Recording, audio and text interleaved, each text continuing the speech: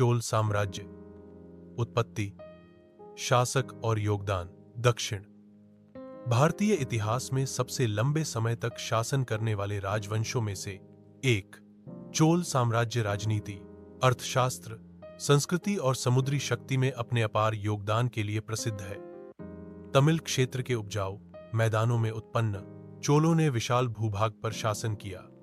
Tales of heart mind द्वारा प्रस्तुत यह यूट्यूब कार्यक्रम चोलों की उत्पत्ति, उत्थान, प्रमुख शासकों और योगदानों के साथ साथ अन्य संबंधित पहलुओं का विस्तार से अध्ययन करने का लक्ष्य रखता है।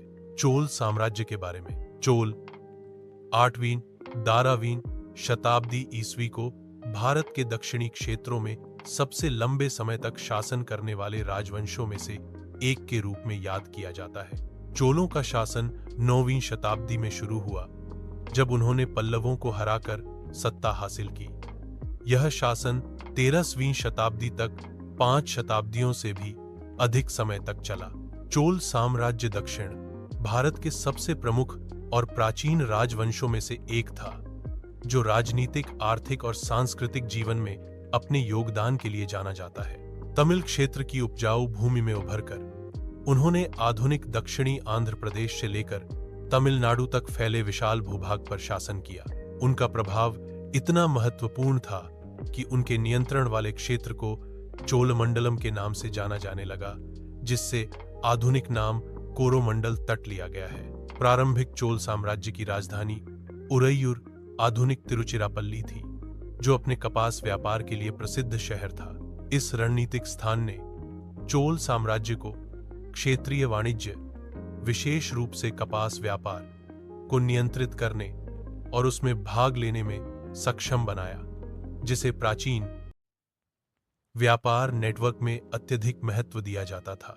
कपास व्यापार पर नियंत्रण ने उनकी अर्थव्यवस्था को बढ़ावा दिया और दक्षिण भारत में उनके राजनीतिक प्रभाव को मजबूत किया। व्यापारिक संपदा और राजनीतिक प्रभुत्व के इस संयोजन ने प्रारंभिक चोलों को एक शक्तिशाली और सुव्यवस्थित साम्राज्य बनाए रखने में सक्षम बनाया। चोल साम्राज्य का इतिहास। चोल साम्राज्य भौगोलिक रूप से आधुनिक तमिलनाडु में पेन्नार और वेलार नदियों के बीच स्थित था। इस रणनीतिक स्थिति ने चोलों को एक उपजाऊ और संसाधन समृद्ध क्षेत्र पर नियंत्रण करने में सक्षम बनाया, जो राज्य की कृषि और आर्थिक समृद्धि के लिए अत्यंत महत्वपूर्ण था। नदियों की निकटता ने कृषि के लिए जल की आसान पहुंच को संभव बनाया और साथ ही राज्य के क्षेत्रीय नियंत्रण के लिए प्राकृतिक सीमाओं का भी काम किया। प्रारंभिक चोल राजधानी उरैयूर अपने कपास व्यापार के लिए प्रसिद्ध थी, जिससे यह एक महत्वपूर्ण क्षेत्रीय आर्थिक केंद्र बन गया। उरैयूर के आसपास की उपजाऊ भूमि ने इसे कपास उत्पादन का केंद्र बना दिया और इसके फलते फूलते कपास व्यापार ने चोल साम्राज्य की समृद्धि और विकास में महत्वपूर्ण योगदान दिया। एक वाणिज्यिक केंद्र के रूप में शहर की प्रमुखता ने व्यापारियों और व्यवसायियों को आकर्षित किया, जिससे दक्षिण भारत में इसकी प्रतिष्ठा और बढ़ी। प्रारंभिक चोल इतिहास की सबसे उल्लेखनीय घटनाओं में से एक ईसा पूर्व 2री शताब्दी में राजा एलारा द्वारा श्रीलंका पर विजय थी। चोल राजा एलारा ने सफलतापूर्वक आक्रमण किया और लगभग 50 वर्षों तक इस द्वीप पर शासन किया। उनका शासनकाल भारतीय मुख्य भूमि से परे चोल विस्तार के सबसे प्रारंभिक ज्ञात उदाहरणों में से एक था। श्रीलंका पर एलारा के शासन को अक्सर उसकी निष्पक्षता और न्याय के लिए याद किया जाता है और उन्होंने अपने विरोधियों से भी सम्मान अर्जित किया।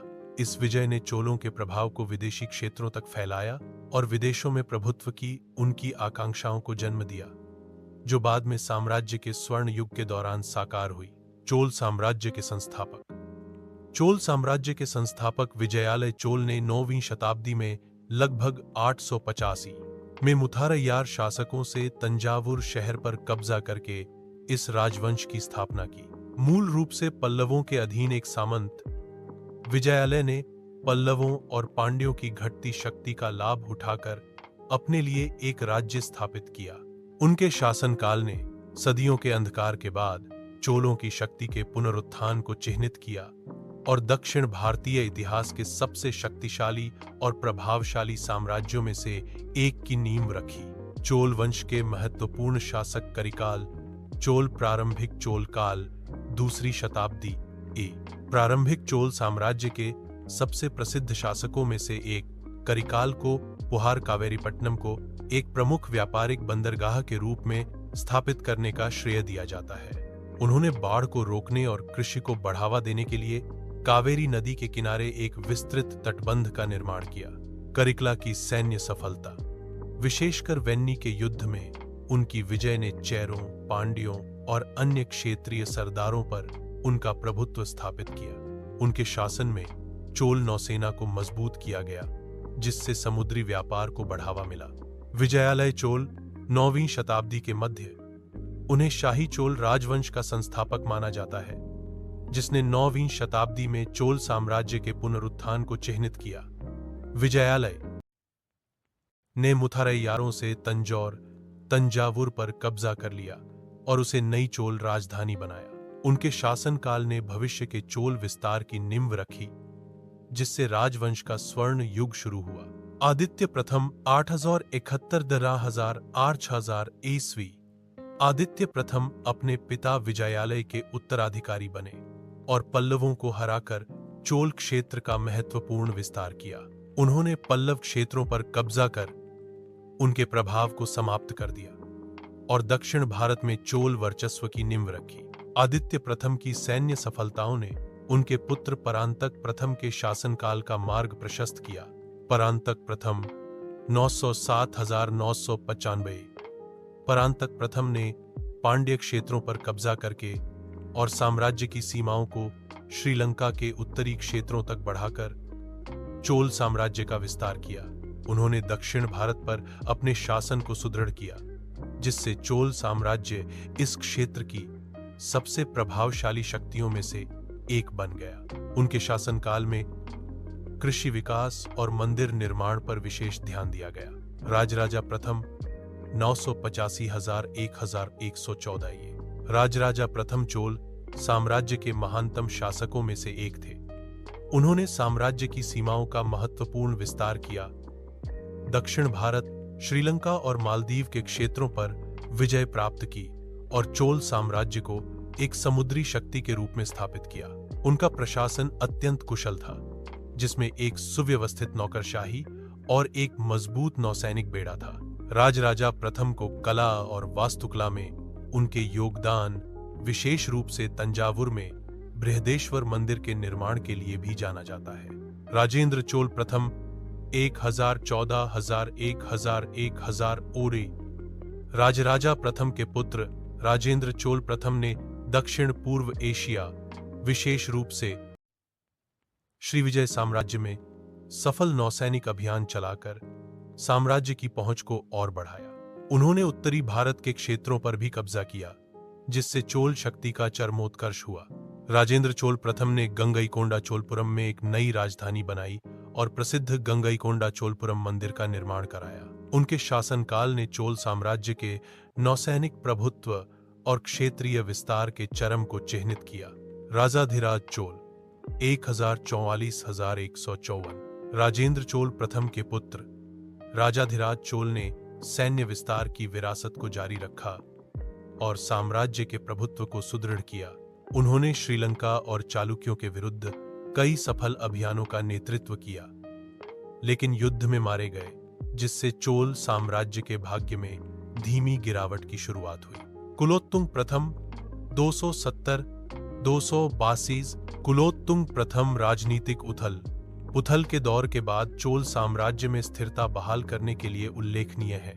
उनके शासनकाल में चोल सत्ता का सुदृढ़ीकरण और साम्राज्य में शांति स्थापित हुई। उन्होंने प्रशासनिक सुधारों और आर्थिक समृद्धि पर जोर दिया।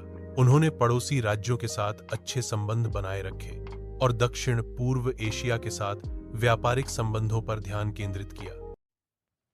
राजराजा चोल तृतीय 1216,146। राजराजा तृतीय के शासनकाल में आंतरिक कलह और होयसल तथा पांड्य जैसी बाहरी शक्तियों से बढ़ती चुनौतियां देखी गईं। विशाल साम्राज्य को बनाए रखने में उनकी असमर्थता के कारण साम्राज्य का पतन शुरू हो गया। राजेंद्र चोल तृतीय 1246,869 राजेंद्र चोल तृतीय चोल वंश के अंतिम शासक थे।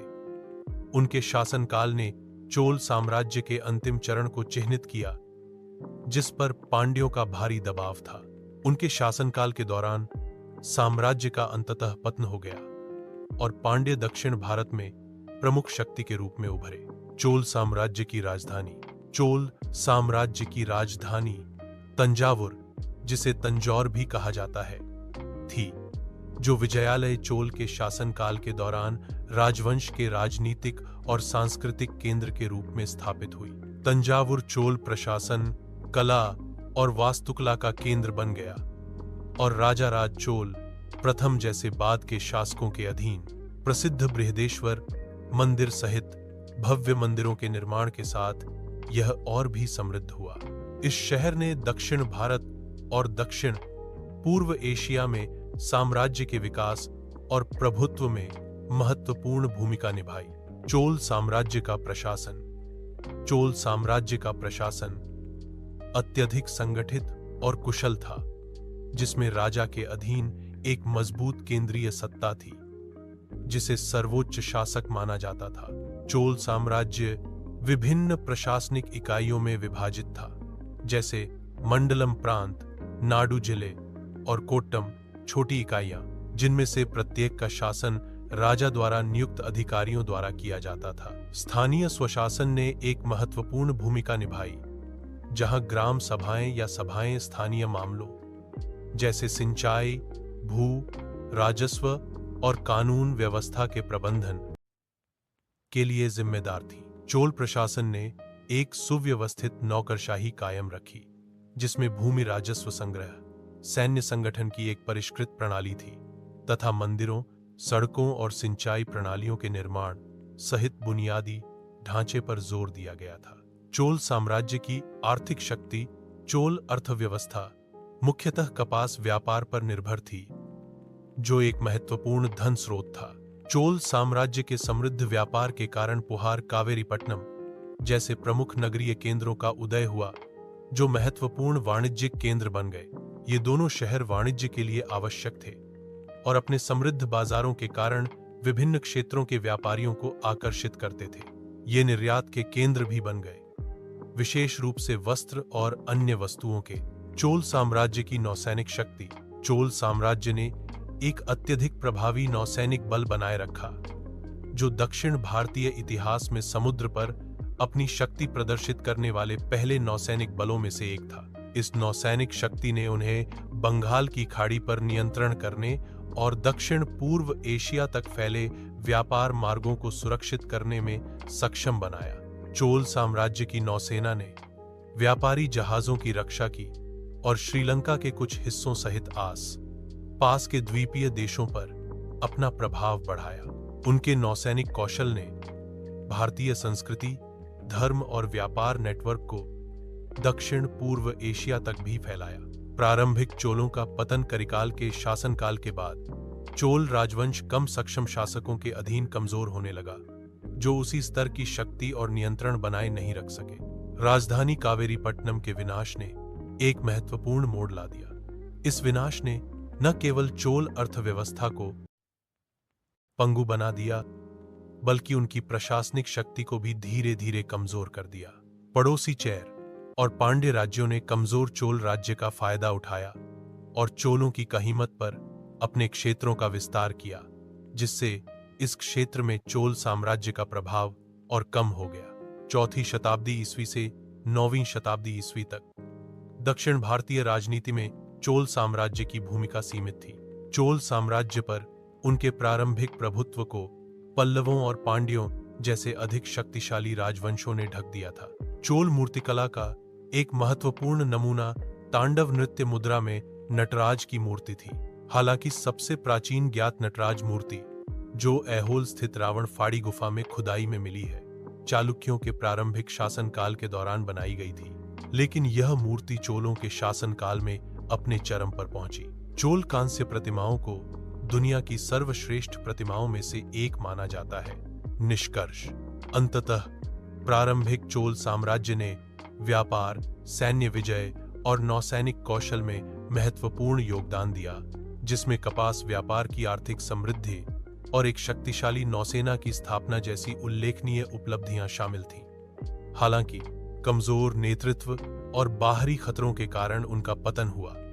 अपने प्रारंभिक पतन के बावजूद चोल राजवंश ने 9वीं शताब्दी में एक उल्लेखनीय पुनरुत्थान का अनुभव किया, जिसने राजराज प्रथम और राजेंद्र चोल जैसे शासकों के अधीन चोल साम्राज्य के स्वर्ण युग की नींव रखी।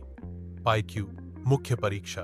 प्रश्न: चोल वास्तुकला मंदिर वास्तुकला के विकास में एक महत्वपूर्ण पड़ाव का प्रतिनिधित्व करती है। चर्चा करें। 2013। Please like, comment, share and subscribe me.